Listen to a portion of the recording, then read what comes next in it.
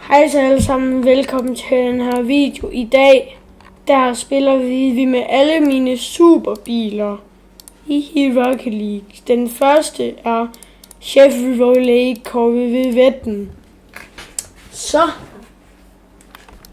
vi har 3 skud. Det første, det er et Ceiling Musty Double Touch. Det andet, det er et triple flip reset. Og det tredje, det er et ground pinch 120 plus. Så lad os bare komme i gang. Okay. Nu har vi simpelthen i den her bil. Ja, nej. Det er en indkøbsvogn, det er ikke en bil. Jeg har optaget den her video 4 gange nu. Ja. Men der har simpelthen bare været nogle problemer, der har gjort sådan, at jeg skulle starte forfra.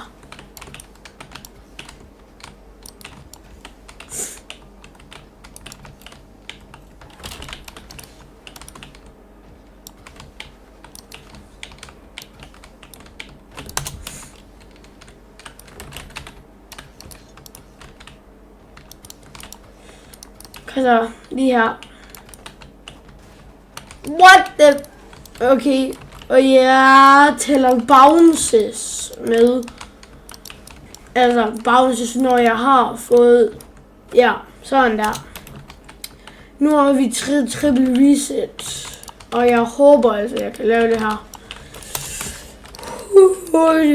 Fordi sidste gang jeg optog den her video, der tog det 10 minutter bare for at få triple reset med den her bil. Oh my days.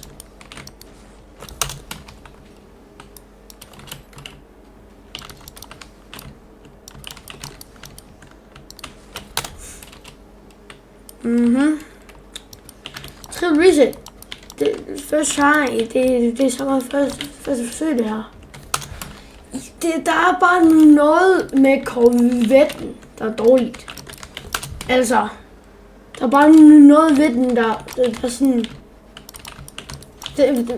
Man kan bare ikke så nemt få... Det tæller jeg heller. Man kan bare ikke så nemt få research med den. Men nu tog det kun 2 minutter. Der omkring har til reset. Ground pinch 120 plus. Oh my days. Ceiling pinch. Wow, det var godt. Pinch det der. Wow.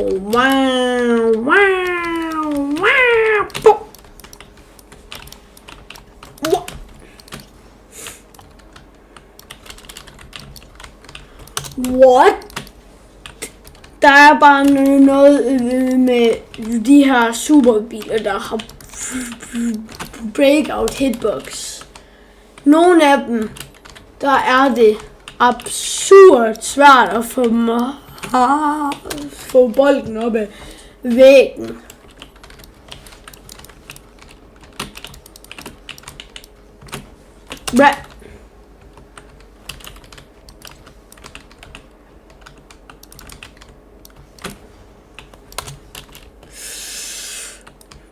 Jeg ved ikke om videoen faktisk lækker.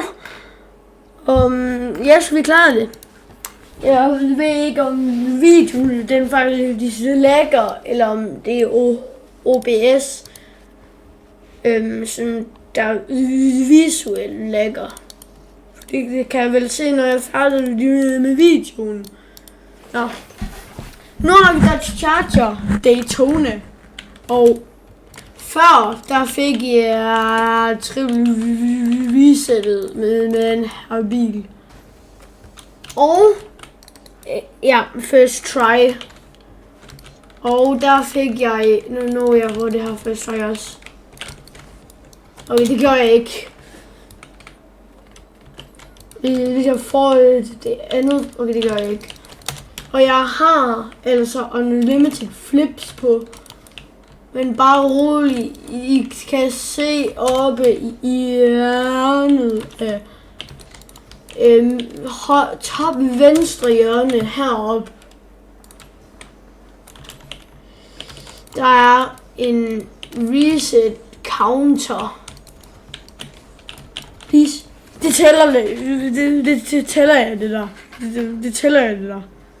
Jeg fik 1, 2, 3, som I kan se, og vi har nu brugt mit flip til at skubbe mig fremad. Og så få mig ned i bolden. Ja. Så det var vist sådan, jeg tror det var 5. forsøg. Jeg havde ikke sådan lige talt 123. Det kan I se heroppe, der står det, når jeg er inde i et spil. Nej. Den her bil, i min første video, der tog det. Gæt hvor lang tid det tog for at trippelvis at sætte den her bil. Det tog 2 timer. 2 timer for at trippelvis at bare den her dumme bil. Eller, det er helt crazy daisy.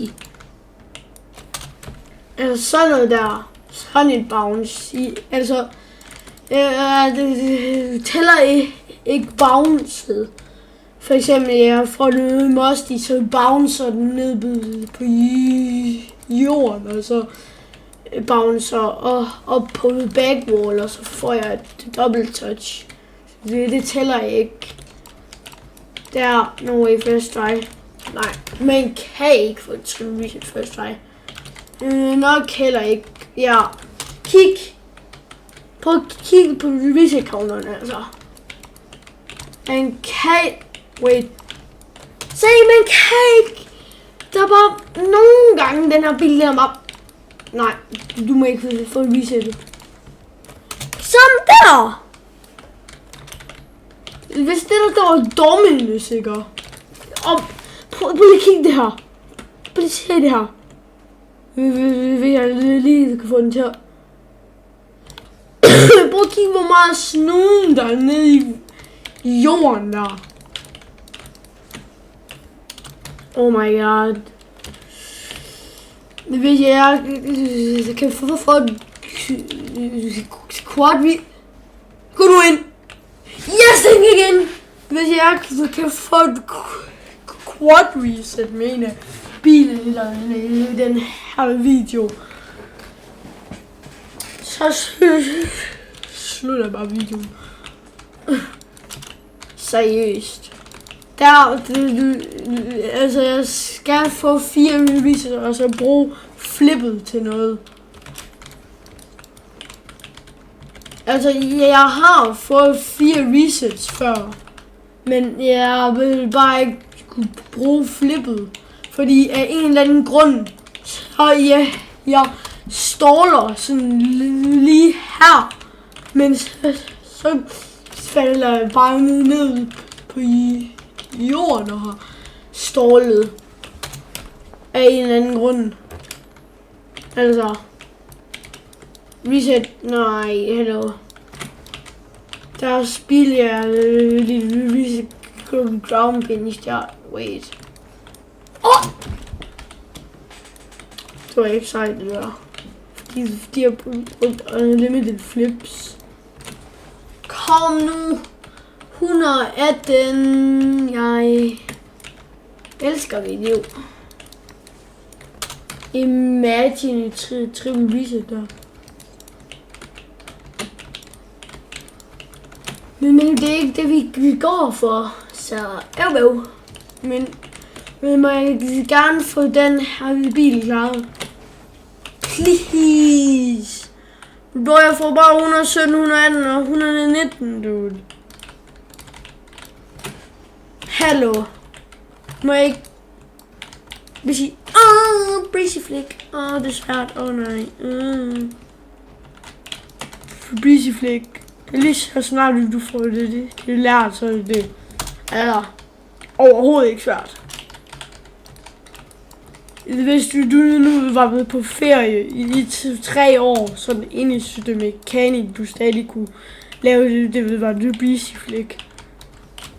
Jeg var på ferie i 14 dage nede i Spanien i sommerferien, så da jeg kom hjem, der skulle jeg lige bygge alle mine skills op igen. Det var også sjovt. Kom nu. Hvis jeg ikke får det er så det er den værre det billige spil. På det der forsøg. Du har 3 forsøg. Ellers på den værste bil i spillet. Det var 1.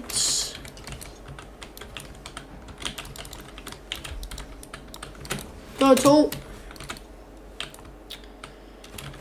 Og det er svært at få 120. Det er 3 forsøg. Og watch this. Ja, den er bondestøvet.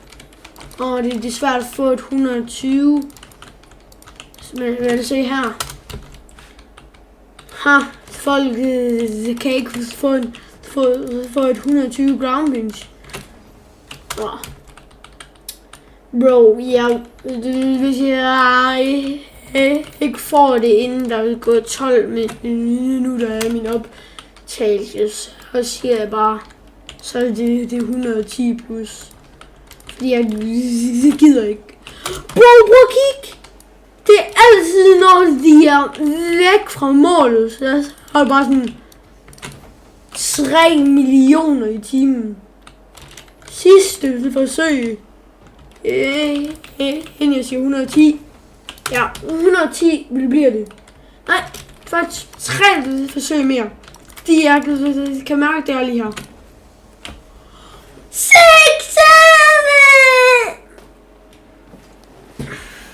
167.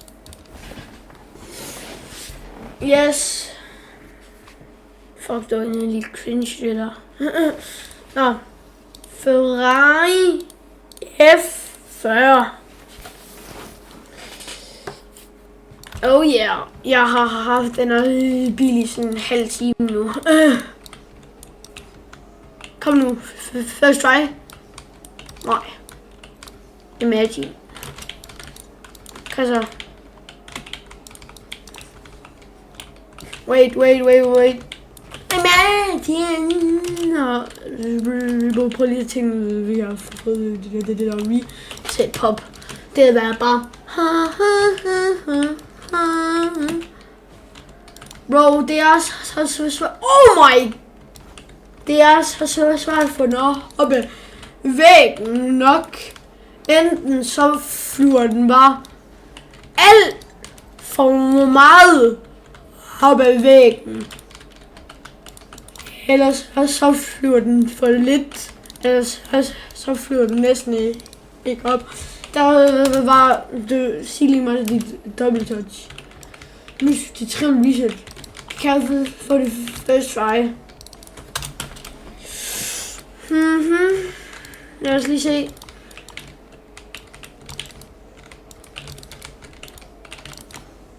Ja, det var godt nok et givet godt triple reset, der fik så meget 3 resets.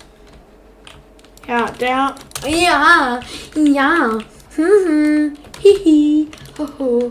If you're homeless, just buy a house.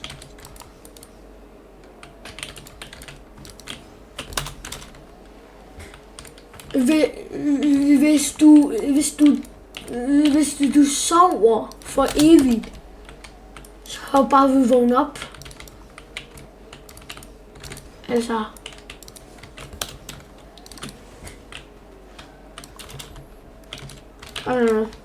Der. Kan jeg ikke bare få lov til at få mit triple reset bil? Ja! Hallo. Det der, hvis I synes det var rage, Så skal I se nu, når jeg faktisk rager. Så skal I se nu, når jeg faktisk rager. Så går lysene ud i min tastatur, og så er min stol væltet. Ej. Så voldsomt er no. Så voldsomt er heller ikke. Eller er jeg? Jeg er seriøst og træt af breakout hitbox, dude. Altså, bro, det er så træls, fordi de siger, hvis den var breakout hitbox, så havde jeg ikke købt den. Men ikke engang med hitbox plugin kan jeg se, at det er en breakout hitbox. Hallo, kom nu. Seriøst. Jeg kan ikke finde ud af det. Nej, det kan jeg godt. Det er bilen, der ikke vil lade mig få de her dumme resets. Prøv lige at kigge. Det var seriøst et fluffing reset. 1, 2, ja okay, jeg har den her. Jeg forstår det ikke. Jeg forstår det ikke. Seriøst, det gør jeg ikke. Sådan der, tak. Se, det er ikke så svært, bil. Man skal jo nærmest tvinge dig til at lave et triple reset. Kom nu.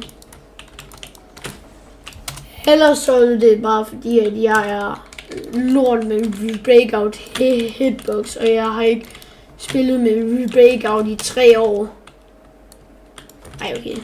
1 år. Jeg tror, det er den eneste gang, jeg spillede med breakout, det var der jeg spillede med alle mine biler. Videoerne. Yes! Videre til... Okay, det går faktisk sindssygt godt det her. Ford Mustang Shelby. Ceiling must de double touch. First strike, altså med blyanten. Ja, så kalder den han blyant, fordi den er så tynd. Ja, jeg fik det første strike. Oh my days. Ja, det er blyant resets det her. De er nærmest umuligt. Nej! Så, oh my god, det er så svært at få det første reset med blyanten. Grunden til at sige, at det er blyant. Kig, hvor tynd den er. Kig, hvor freaking tynd den er.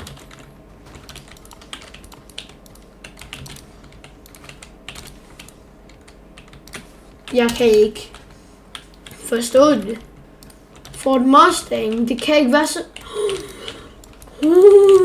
Og så, okay, det er altid, når jeg så ikke får det første reset, så kan jeg få de 2 andre på sig. Jeg fik ikke det første. Ja, okay. Jeg fik heller ikke det sidste. Ja, det er som om, at Rocket League kan se, når jeg kommer til at lave det. Wow!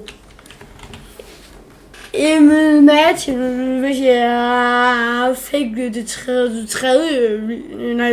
fjerde reset der. Don't mind. Yeah. Don't mind if I do. First try. Nej, okay.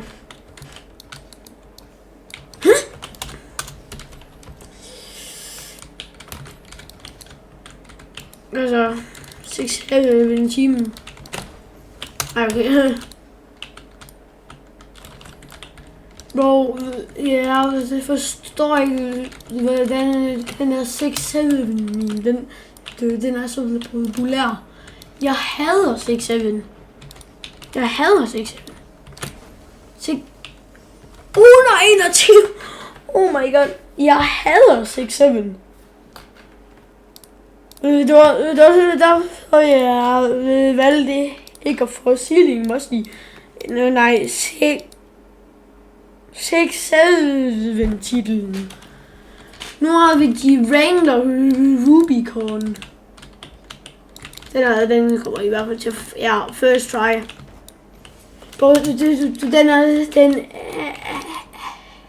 Man føler bare, at den roller så hurtigt. Ja, no way. Nej, det tæller ikke.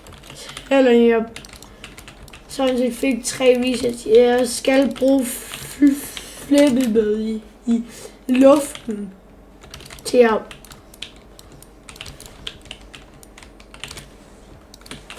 en eller anden dag, når jeg gør det herude, så får jeg et eller andet sindssygt, dude. Så får jeg sådan et eller andet sindssygt. Come on. Så får jeg sådan et. Så måske jeg den på Sidewall, så får jeg et Sidewall read. Kig, det er altid, når jeg er ved at hit mit triple reset. Så kan jeg bare freaking så på det 60, så siger Psionic spar. Nej. Jeg hader stall reset. Nej, det er ikke stall resets. Det er Psionic, der er sur på mig, fordi jeg synes, at han spiller lort. Det er med ikke den eneste, der synes. Det kan jeg godt sige.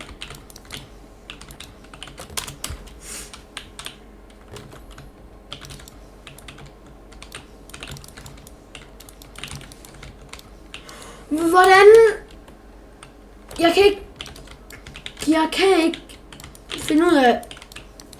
Jeg ved godt, jeg bliver sur bare fordi jeg ikke får det, men altså det her spil, det er en af de eneste spil, som jeg faktisk synes der er sjovt.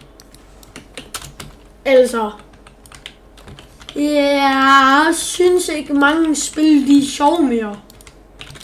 Specielt ikke inde på Roblox. Jeg tæller det der. Altså det eneste der spiller derinde, det er Grow Garden og ja, det er sådan set det jeg spiller. Nogle gange spiller jeg Blox Fruits. Men altså Rocket League med Minecraft og gro en have. What? 173. What? Yes. Den er billiger. Mørk hitbox. Mørk lige med insane ground pinches, dude. Men Minecraft, Roblox. Nej, Minecraft, Grow a Garden og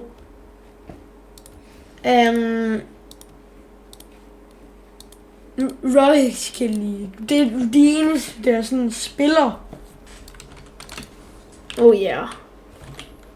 Og så spiller jeg nogle gange, altså det er absurd lidt, jeg spiller Steel og Brainrot.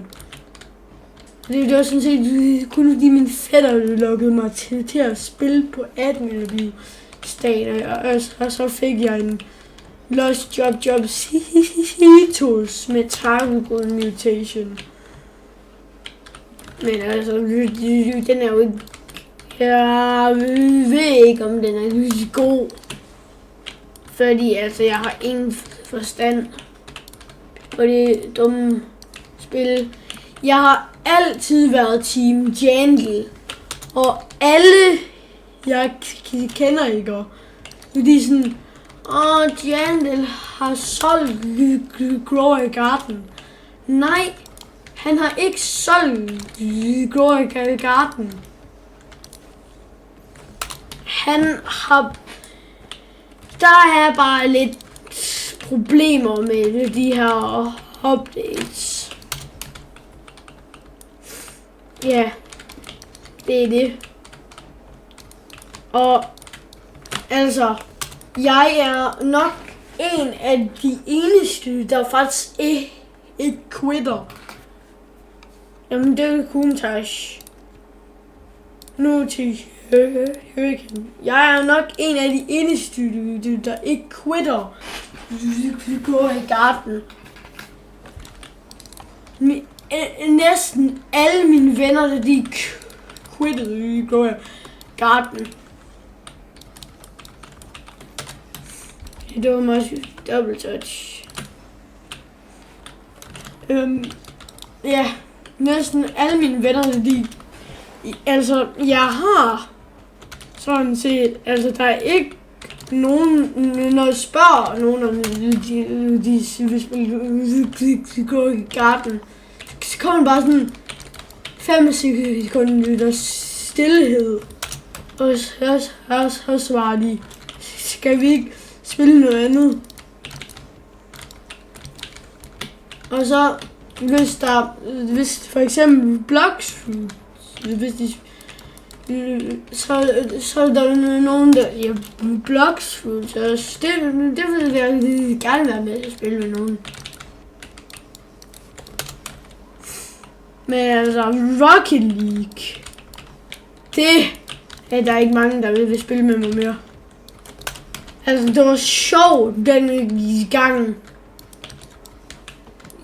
i 2019, hvor de faktisk peakede. Men nu, jeg er ikke en, der quitter, bare fordi at jeg er dårlig, eller spillet det er dårligt. Hvis jeg synes spillet det er sjovt, så spiller jeg det. For eksempel Minecraft. Alle fra min klasse synes, at Minecraft det er et dårligt spil, og at det er sådan kun små børn, der spiller det. Hvis I spiller Minecraft derude, det er helt fint.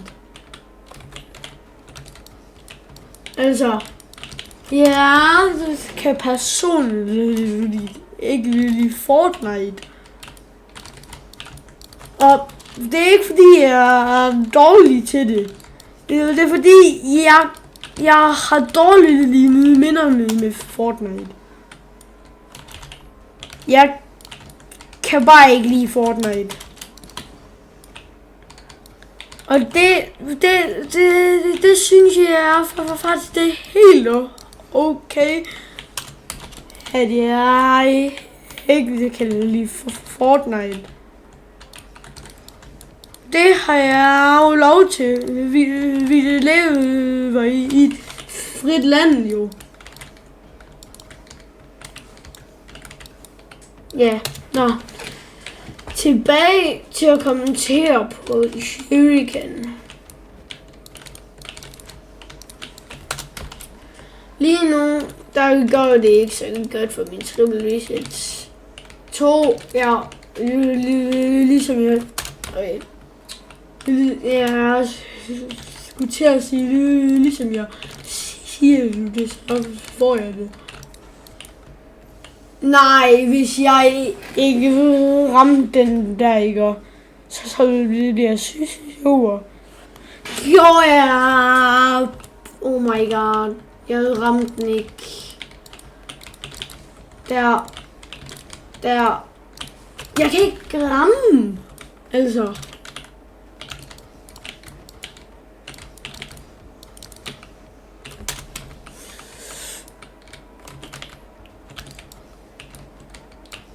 Altså, det er sådan nærmest kun mine fætter, der vil spille med mig. Altså, min fætter, han er en lille smule en quitter. Han synes Rocket League, det ikke er godt, bare fordi han ikke er god til det. Men altså, og han har jo lov til at synes det. Men altså, han quitter heller ikke gå i garden, bare fordi det er dårligt. Eller, nej, det er ikke dårligt. Eller, det synes vi i hvert fald ikke. Altså, ja, det er Hurricane klaret. Nu til Lamborghini Urus SE. Vi har 1, 2, 3 biler tilbage. Kom så, det kan jeg godt.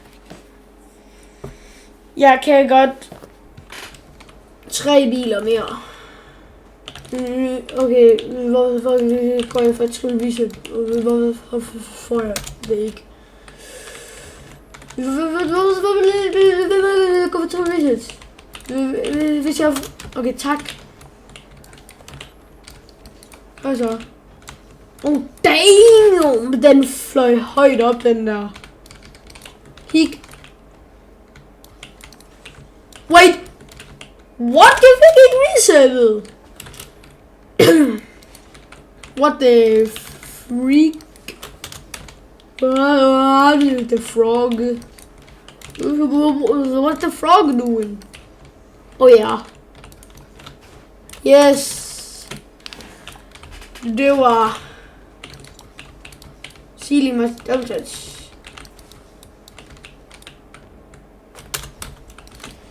Og grunden til at jeg ikke har uploadet, jeg har bare ikke, der har ikke været sådan noget for mig og sådan at uploade indtil jeg så OSM's video, der hvor at han spillede med nogle superbiler. Så altså ja, mine videoer, de er meget inspireret af andre. Hvis I gerne vil se nogle Minecraft-videoer, så må I gerne. I behøves ikke, men så må I gerne subscribe, fordi jeg har planer om at poste meget mere nu. Altså meget mere. Måske kommer det der snart en video, hvor et... What the fluff? 173. Ja, jeg tror lige... det var lige nok, jeg fik. Nå, Mac Clown Senna. Den bliver også svært for nogle clips med. Og for ligesom, altså på kig, den kommer ikke engang derop. Der, ja, kom nu. Jo hurtigere du får den her bil done, jo hurtigere kan du edit den her video, og jo hurtigere du kan edit, jo. Oh my god. Jeg har, hvis den er gået ind, så er jeg seriøst lyst til at tælle den. Fordi den her bil, jeg kan ikke lide den her bil.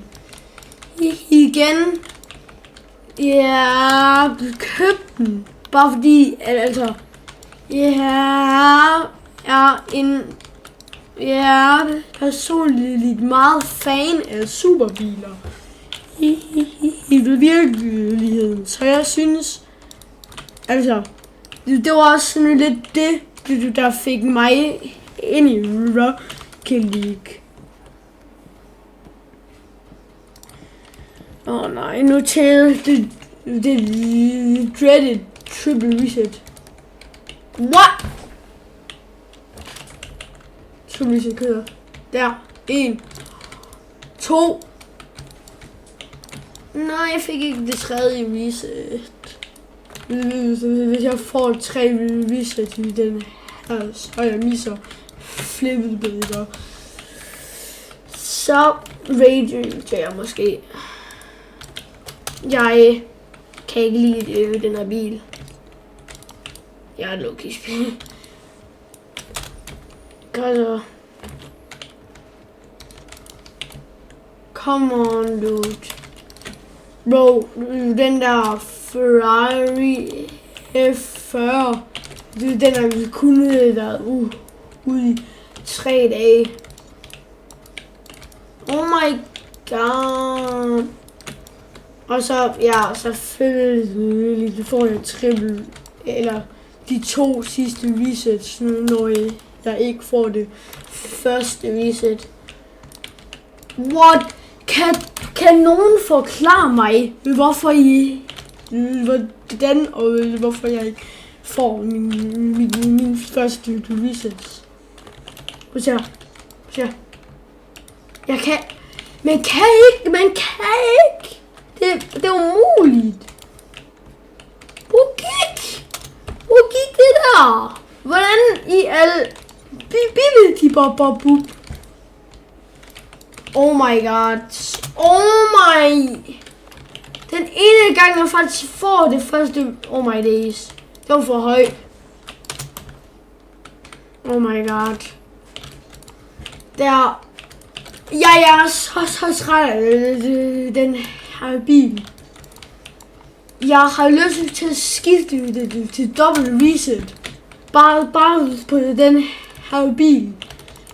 Den her bil, den føles som om jeg spiller med en anvil. Altså, jeg spiller med et stort stykke jern. Altså, bro, jeg hader den her dumme. Jeg kan ikke lide, hvis jeg ikke får det inden for 3 forsøg, så skifter det til dobbelt reset. Ja, den ene gang jeg faktisk får 3 reset, så fejler jeg det. 1, 2. Det forsøg at tælle ikke, det var et forsøg. Det var... det var 2. Det tæller ikke. Jeg skal få de 2 første, før det tæller som et forsøg. Kom nu. Ved du hvad? Nej. Jeg kommer ikke til at skifte. For jeg er ikke en quitter. Jeg er ikke en, der giver op. Og det føles lidt ligesom om jeg spiller med en sten. Altså prøv lige at kigge, hvor langsomt det går. Det her. Jeg kan ikke magte sig i den her bil mere. Der, yes.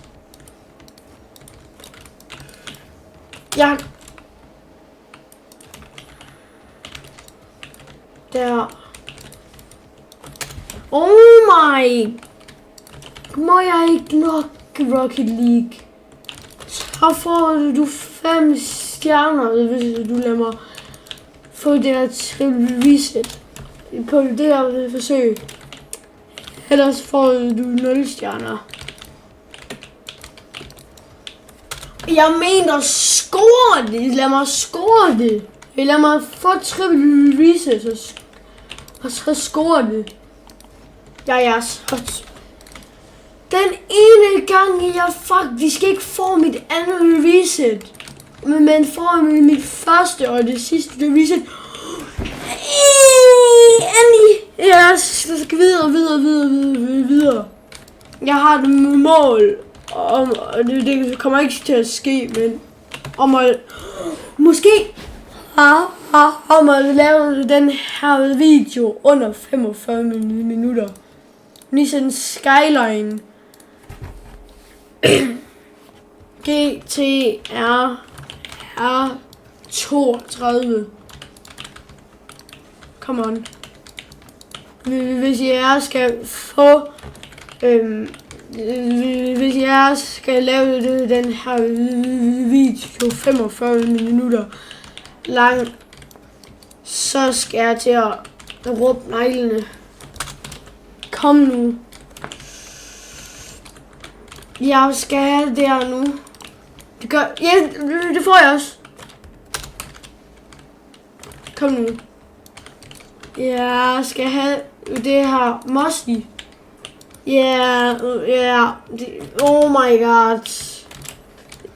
Vi er 4 minutter tilbage, hvis jeg skal nå det. Og så skal jeg lige minus det med introen også. Hallo, kom nu. Hvad går bare for det sværeste først. Kom nu. Sværeste først. Ja, og det grunden til, at jeg ikke kan få det er fordi nu har jeg været vant til at spille med en tung sten. Så nu kommer jeg bare til at... Oh my god.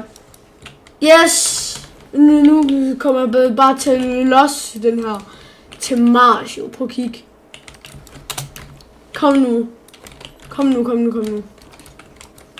Jeg har... Kom nu. Skor den. Yes! Kom nu. Jeg har... Hvis jeg skal nå det der, så skal jeg score den lige her. Nej, kom nu. Jeg har ikke tid.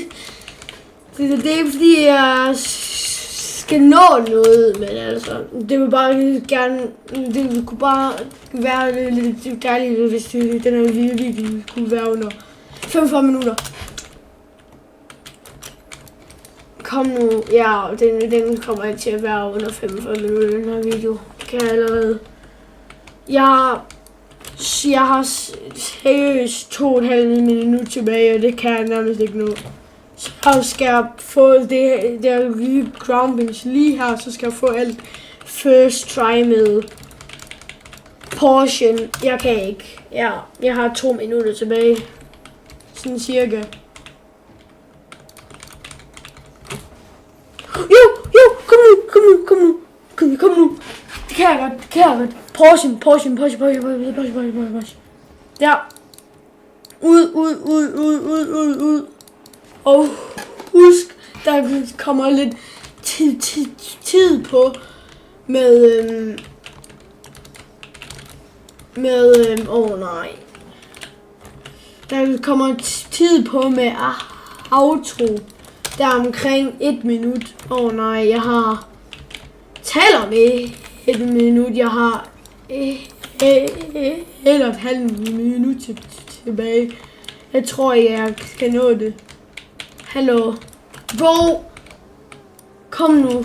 Jeg har 1 minut og 20 sekunder tilbage.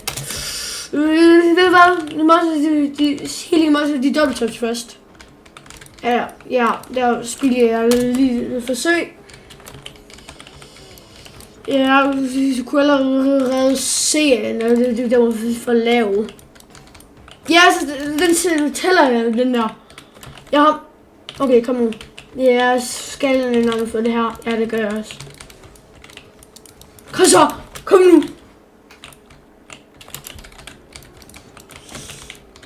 Kom nu. Nej! Bro. Jeg har ikke tid til det her. Nej! Kom nu, 30 sekunder. Kom nu. 20 sekunder. Yes. Tak fordi I så med og ses til næste video. Hej hej.